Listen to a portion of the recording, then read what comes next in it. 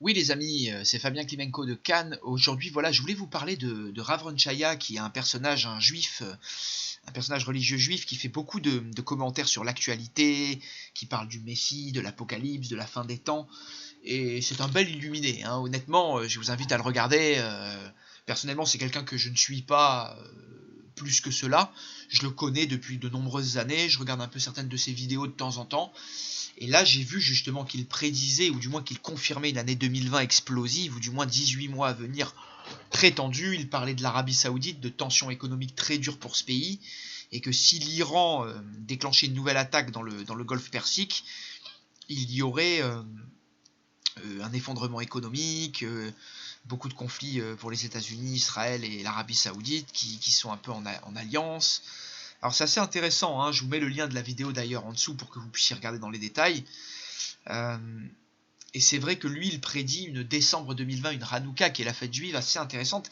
Ça correspond à cette fameuse éclipse totale, hein, de fin 2020, et cette grande conjonction, cette réunion de Saturne et Jupiter qui arrive pour la 21 décembre de 2020, de mémoire, ou la 22. Voilà, il y a cette éclipse qui est à peu près autour, là, sur la vingtaine de décembre. Voilà, de mémoire. Et c'est vrai que là, on pourrait avoir des événements très forts. Et ça me, si vous voulez, ça me refait penser à cette vidéo que je vais mettre en description également sur la guerre entre les États-Unis et l'Irak.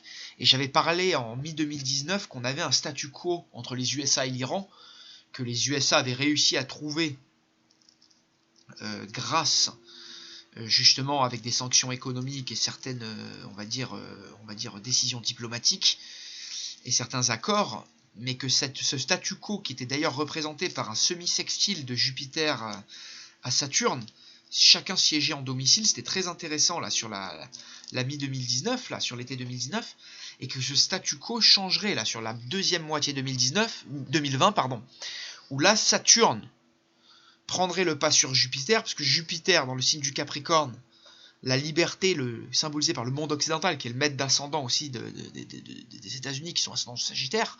Et donc Jupiter, une fois arrivé en Capricorne, là, dès le 2 décembre 2019, mais confronté à la pression de Saturne à partir de la deuxième moitié 2020, et plus précisément les mois autour de la grande conjonction là, de Jupiter-Saturne, qui là aura lieu sur le premier degré du Verseau en fin 2020. Et c'est vrai que là, entre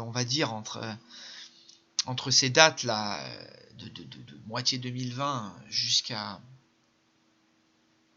Il est clair que la réentrée de Saturne en Capricorne, autour là, de juillet-août, sur le mois de juillet-août, sur la période de juillet-août 2020, et cette rentrée de 2020 là, va être très importante dans le conflit là, par rapport à l'Iran, et je pense que peut-être qu'il pourrait y avoir déjà quelque chose avant. C'est-à-dire qu'il va quelque chose qui va se présenter là, avant avril. Et on voit là les planètes, j'en ai parlé là dans les vidéos, il pourrait se présenter quelque chose. Donc surveillons ça, je vous invite à regarder la vidéo. Et en tout cas, Rav Ron Chaya de son côté prédit une année 2020 explosive avec de grosses tensions économiques et militaires, hein. Ça c'est clair. Voilà.